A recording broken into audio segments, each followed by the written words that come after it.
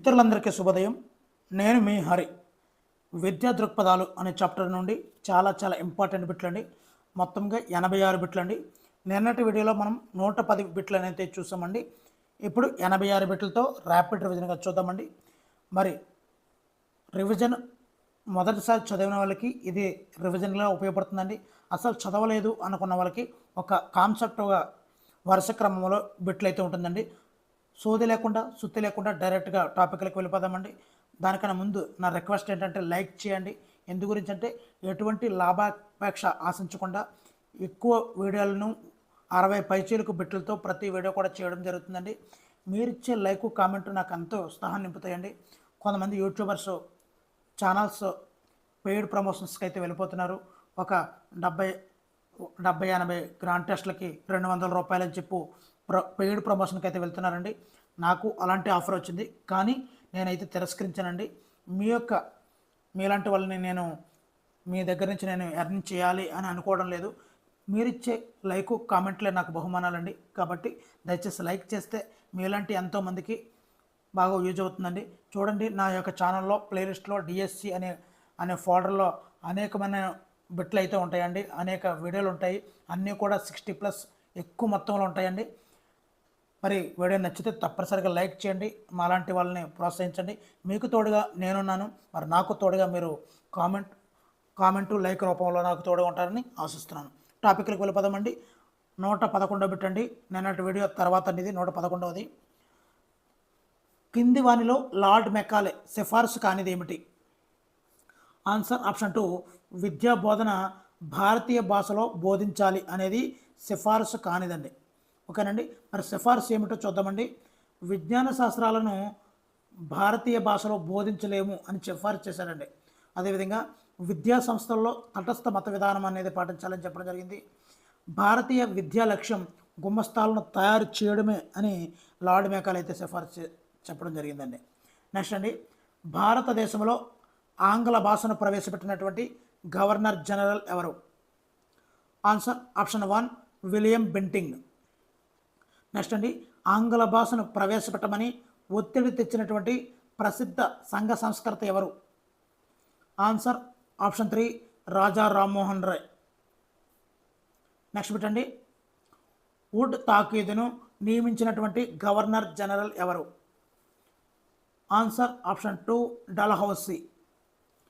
Would తాకీదును భారతీయ విద్యా చరిత్రలో మాగ్నా కార్టాతో పోల్చింది ఎవరు? Answer option 3 HR James.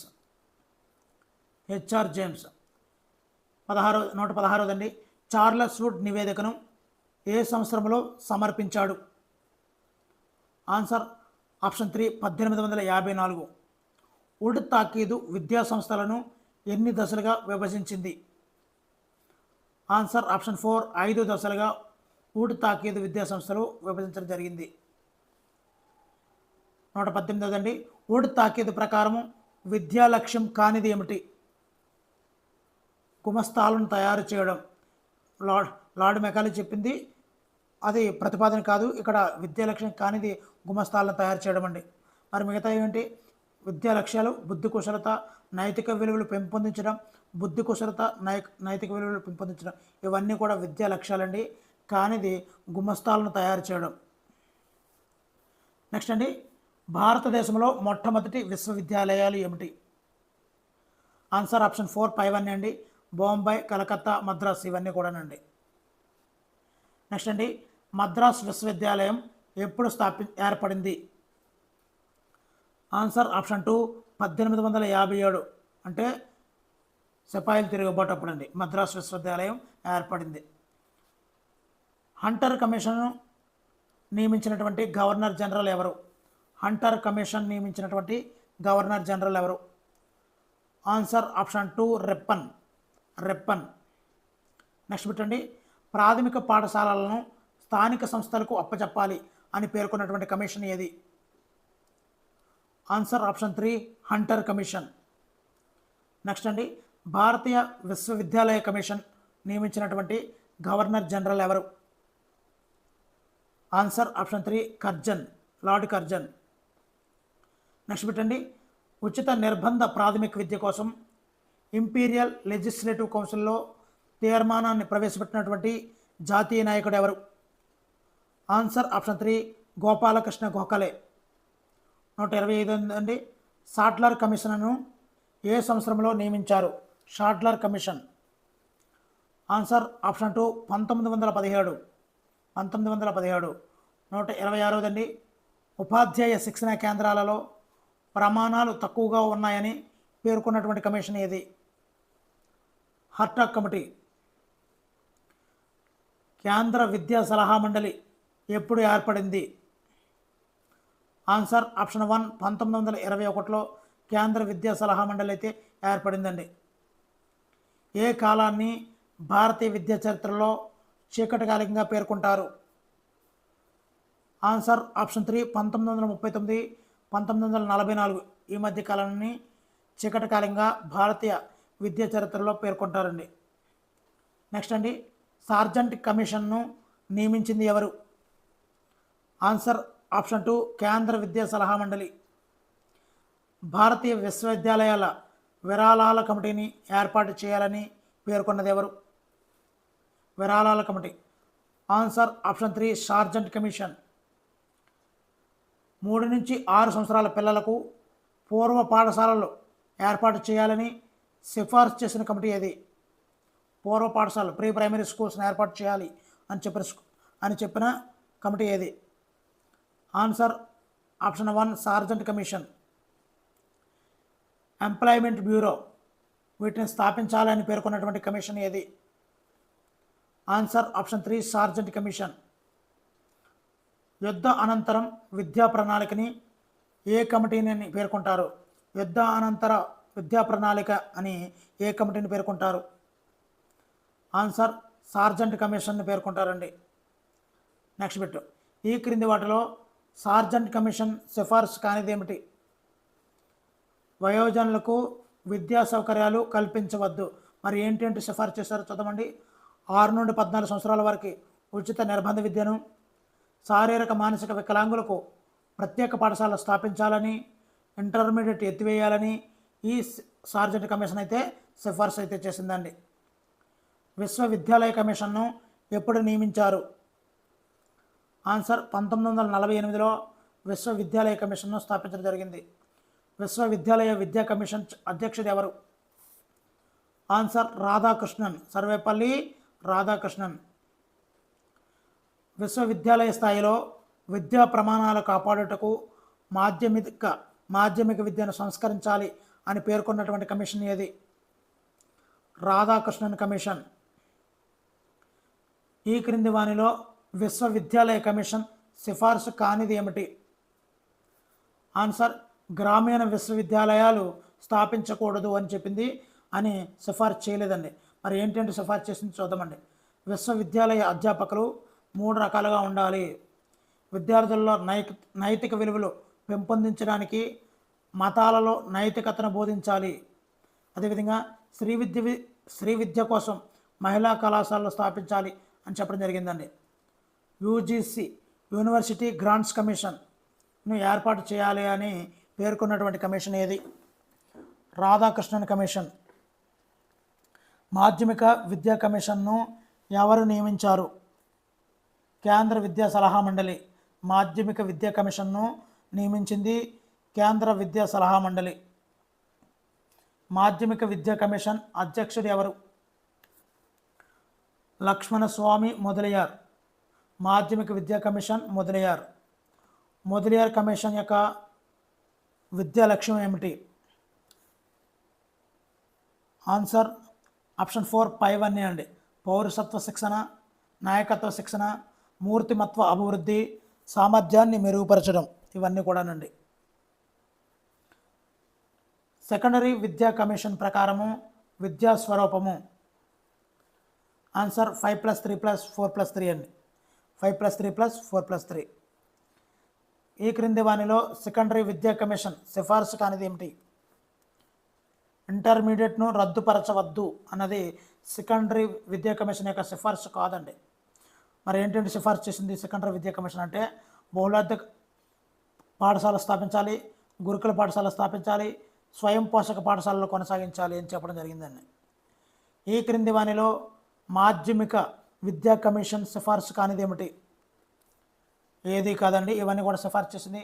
మాతృభాషలోనే బోధించాలి, పాఠ్య ప్రణాళిక వాస్తవ జీవితానికి ఉపయోగపడాలి, బోధనలో క్రియా పద్ధతి ప్రాజెక్ట్ పద్ధతి అనేది ప్రవేశపెట్టాలి అని చెప్పడం జరిగిందండి. మరి విద్యార్థుల్లో క్రమశిక్షణ పెంచడానికి క్రీడలు ఎన్సీసీని ప్రవేశపెట్టాలి అని పేర్కొన్నటువంటి కమిషన్ ఏది? సెకండరీ కమిషన్ అండి, సెకండరీ విద్యా కమిటీ. నెక్స్ట్ పెట్టండి, మాధ్యమిక విద్యను సమన్వయం చేయడానికి కేంద్ర మాధ్యమిక విద్యా పరిషత్తును స్థాపించాలి అని పేర్కొన్నది ఎవరు?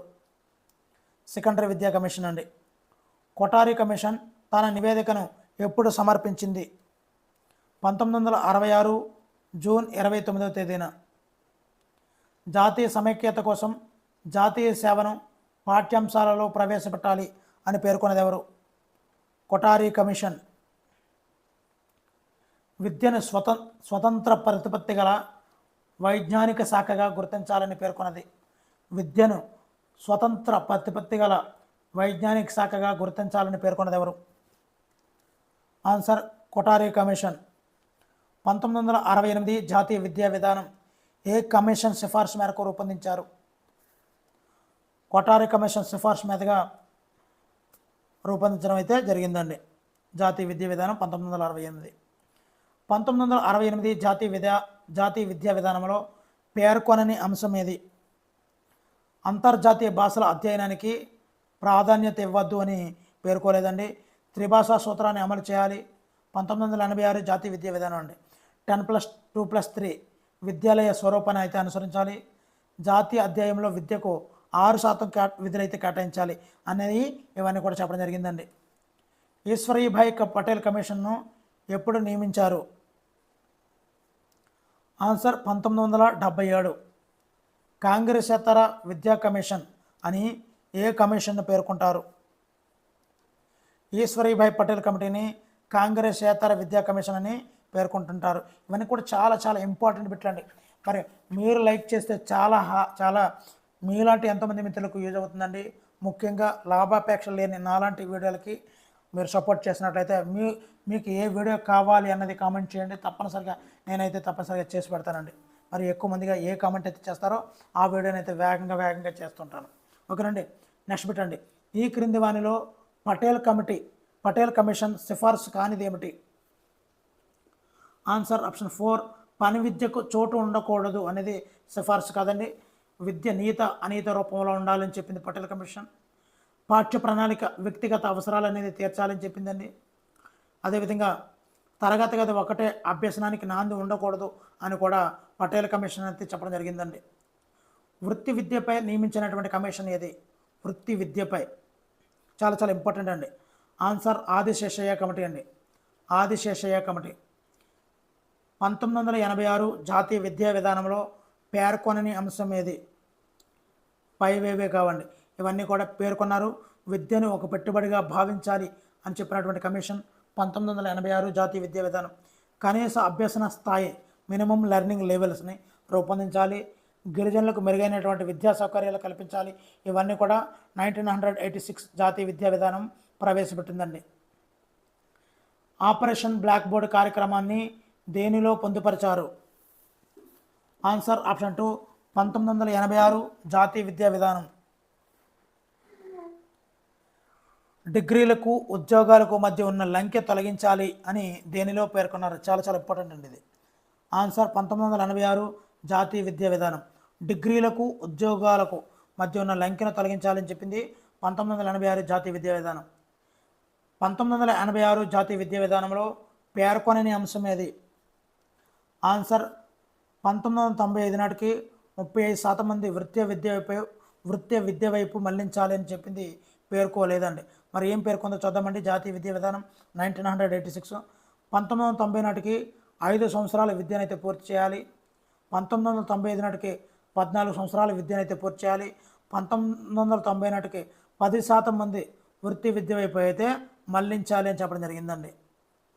ర్యాపిడ్ రివిజన్ జరుగుతుందండి. ఇది మీరు ఎగ్జామ్కి వెళ్ళే ముందు చూసుకున్నా కూడా చాలా యూజ్ఫుల్గా ఉంటుంది. చాలా తక్కువ సమయంలో ఎక్కువ బిట్లు చెప్పిన వీడియో అండి. తప్పనిసరిగా లైక్ చేయండి, ఎంతోమందికి మిత్రులకి అందరికీ చేరాలి ఇలాంటి వీడియోలు. మరి ఎటువంటి నా యొక్క వీడియోలు చూసినట్లయితే ఎటువంటి సుత్తి లేకుండా తక్కువ సమయంలో ఎక్కువ బిట్లు అయ్యాయి మన ఛానల్లోనండి. ఇది గొప్పగా చెప్పడం కాదు. ఒకసారి ఛానల్ యొక్క డిస్క్రిప్షన్లో చూడండి, ఒకసారి డిఎస్సి అనే ప్లేలిస్ట్లో చూడండి. అన్నీ కూడా ఎక్కువ మొత్తంలో ఉంటాయి, తక్కువ సమయంలో ఎక్కువ బిట్లతో ఉంటాయండి. ప్రతిభావంతుల కోసం నవోదయ పాఠశాలలో ఏర్పాటు చేయాలని పేర్కొన్నది ఎవరు? నవోదయ పాఠశాలలో ఏర్పాటు చేయాలనేది ఆన్సర్ ఆప్షన్ 1 1986 జాతీయ విద్యా విధానం. 1986 జాతీయ విద్యా విధానం సమీక్ష కోసం నియమించినటువంటి కమిషన్ ఏది? రామ్మూర్తి కమిషన్ అండి, రామ్మూర్తి కమిషన్. మనిషిని జాతీయ వనరుగాను లాభదాయకమైనటువంటి ఆస్తిగాను చూడకుండా అతనిలోని మానవత్వాన్ని మేల్కొల్పాలి అని పేర్కొన్నది ఎవరు? రామ్మూర్తి కమిషన్ అండి, మానవత్వం రామ్మూర్తి. నవోదయ పాఠశాలను నిషేధించి దేశమంతటా కామన్ పాఠశాలను నెలకొల్పాలి అని పేర్కొన్నది ఎవరు? Answer option 1 Rammurthy commission, Rammurthy. క్రింది వానిలో రామ్మూర్తి కమిషన్ యొక్క సిఫార్సు కానిది ఏమిటి? విద్యా సంస్థలు నైతిక ప్రమాణాలు కాపాడాలి అనేది సిఫార్సు అయితే చేయలేదండి.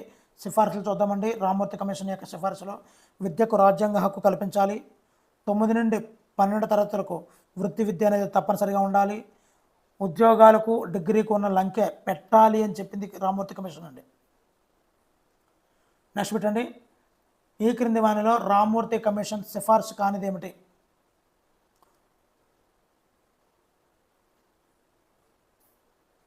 నెక్స్ట్ బిట్ చూద్దామండి. జనార్దన్ రెడ్డి కమిషన్ను ఎప్పుడు నియమించారు? జనార్దన్ రెడ్డి కమిషన్ను ఎప్పుడు నియమించారు?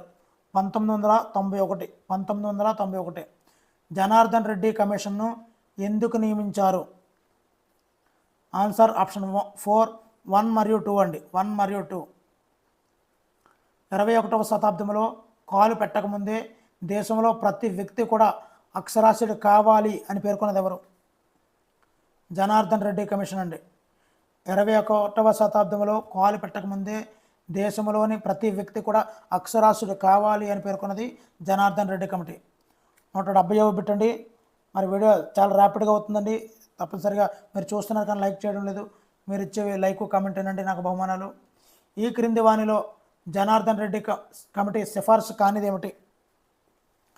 Answer option 3 operation blackboard పథకాన్ని ఉన్నత పాఠశాలకు విస్తరించాలని చెప్పలేదండి. మరి ఏమేమి చెప్పింది? నవోదయ పాఠశాలలు అయితే కొనసాగించాలి, ప్రతి విద్యార్థికి కిలోమీటర్ లోపు పాఠశాలలు ఉండాలని చెప్పింది, 9వ తరగతి నుండి వృత్తి విద్యను అమలు చేయాలి అని చెప్పడం జరిగిందండి. యశ్పాల్ కమిషన్ను ఎప్పుడు నియమించారు? Answer option 2 1992. స్కూల్ బ్యాగులపై నియమించినటువంటి కమిషన్ ఏది? యశ్పాల్ కమిటీని. పాఠ్యపుస్తకాలు పాఠశాల ఆస్తి అని, వాటిని పిల్లలు రోజు స్కూల్కి ఇంటికి మోయడం మాన్పించాలి అని పేర్కొన్నది ఎవరు? యశ్పాల్ కమిటీ అండి, యశ్పాల్ కమిటీ. నెక్స్ట్ అండి, ఈ క్రింది వానిలో యశ్పాల్ కమిషన్ యొక్క సిఫార్సు కానిది ఏమిటి? పైవేవే కావండి, ఇవన్నీ కూడా సిఫార్సు చేసింది. ప్రాథమిక పాఠశాలలో హోంవర్క్ నిషేధించాలి, నర్సరీ తరగతుల్లో ప్రవేశం కోసం ఎలాంటి పరీక్ష నిర్వహించరాదు, పూర్వ ప్రాథమిక విద్యా సంస్థల్లో రాయడం చదవడం అతిగా చేయరాదు అనేది చెప్పడం జరిగిందండి. ఎడ్యుకేషన్ అనేది ఏ పదం? ఆన్సర్ ఆప్షన్ 1 ఆంగ్ల భాషా పదం అండి. ఎడ్యుకేర్ అనగా ఏమిటి? ఆన్సర్ ఆప్షన్ 3 వృద్ధులోకి తేవడం. ఎడ్యుకేర్ అంటే వృద్ధులోకి తేవడం. మనిషిని స్వావలంబకుడిగా నిస్వార్థిగా తయారు చేయడమే విద్య అని పేర్కొన్నది ఎవరు? ఋగ్వేదం అండి. మనిషిని స్వావలంబకుడిగా నిస్వార్థిగా తయారు చేయడమే విద్య అని పేర్కొన్నది ఋగ్వేదం. ఆత్మసిద్ధియే విద్య అని పేర్కొన్నది ఎవరు? శంకరాచార్యుడు అండి. ఆత్మసిద్ధియే విద్య అని చెప్పింది శంకరాచార్యుడు. మానవంలో ఉన్నటువంటి దేశభక్తిని బయటకు లాగేయడమే విద్య అని పేర్కొన్నది ఎవరు? వివేకానందుడు అండి, వివేకానందుడు. సామాజిక సామర్థ్యాన్ని పెంపొందించడమే విద్య అని పేర్కొన్నది ఎవరు? జూయి అండి, జాన్ జూయి. సామాజిక సామర్థ్యాన్ని పెంపొందించడమే విద్య అని చెప్పింది జాన్ జూయి. విద్యను ద్విధ్రువ ప్రక్రియగా పేర్కొన్నది ఎవరు? John Adams. ఆడమ్స్ ద్విధ్రువ ప్రక్రియ. విద్యను త్రిధ్రువ ప్రక్రియగా పేర్కొన్నది ఎవరు? జాన్ డ్యూయి అండి. John Dewey. విద్య త్రిధ్రువ ప్రక్రియలో ఉపాధ్యాయుడు, విద్యార్థి నెక్స్ట్ ఎవరు?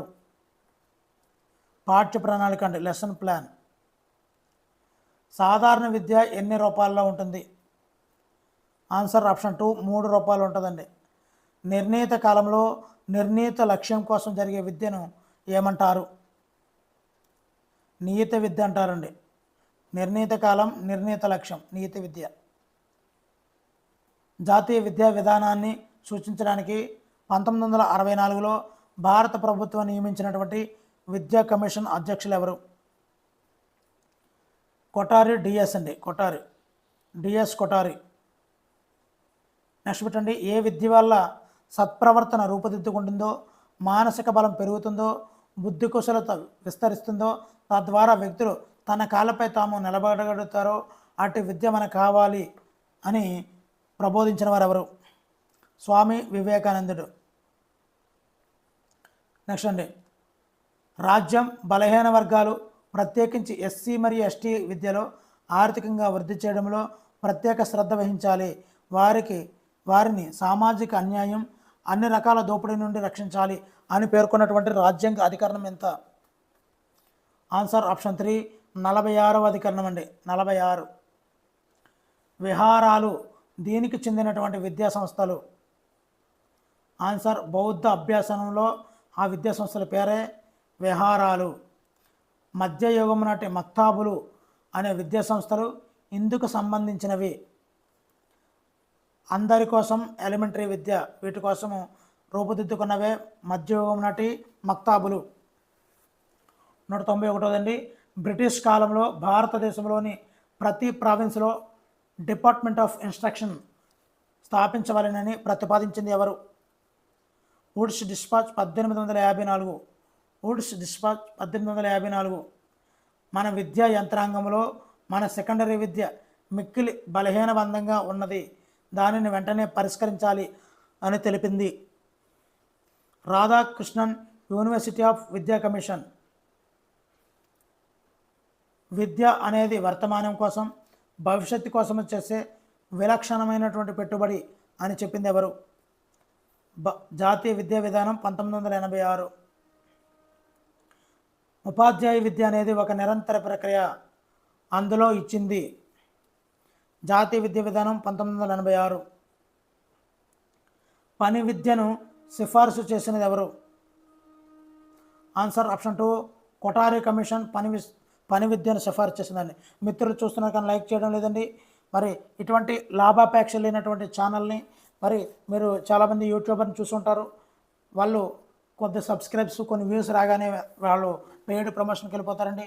మరి 100-150 వీడియోలు చేసి దానికి గ్రాండ్ టెస్టులు చేసి దానికి 200 ఫీజు అని చెప్పి వసూలు చేస్తుంటారు. మరి మీ దగ్గర నుంచి నేను ఎటువంటి వసూలు చేసే ఆలోచన అయితే లేదండి. పెయిడ్ ప్రమోషన్కి అయితే ఎట్టి పరిస్థితుల్లో వెళ్ళే అవకాశమే లేదు. నన్ను వాకప్ చేశారు, నేను రిజెక్ట్ చేయడం కూడా జరిగింది. మరి నేను ఇచ్చే బిట్లో ప్రతి వీడియో మ్యాక్సిమం 60 దాటి 100 దగ్గర దాకా ఉంటున్నాయండి. ఈ వీడియో కూడా 86 బిట్లతో చేయడం జరిగిందండి. మరి మీరు లైక్ చేస్తే నాకు చాలా హెల్ప్ఫుల్గా ఉంటుంది. మరి సోది లేకుండా సుత్తి లేకుండా ఇన్ని వీడియోలను తక్కువ సమయంలో పూర్తి చేయడం అనేది మామూలు విషయం కాదు. మిత్రులు గుర్తించండి. మరి ఇలాంటి ఛానల్ అయితే మీరు ప్రమోట్ చేయాల్సిందిగా కోరుతున్నానండి. మరి మీరు ఇచ్చేవి నాకు లైక్, కామెంట్ అనండి బహుమానాలు. మరి చివరి బిట్ చూద్దామండి ఈ వీడియోలో. క్రింది వాటిలో విద్య మూల స్తంభాల్లో ఒకటి కానిది ఏమిటి? క్రింది వాటిలో విద్య మూల స్తంభాల్లో ఒకటి కానిది ఏమిటి? ఆన్సర్ తెలిస్తే తప్పనిసరిగా కామెంట్ చేయండి. Thank you for watching. Me Hari signing out.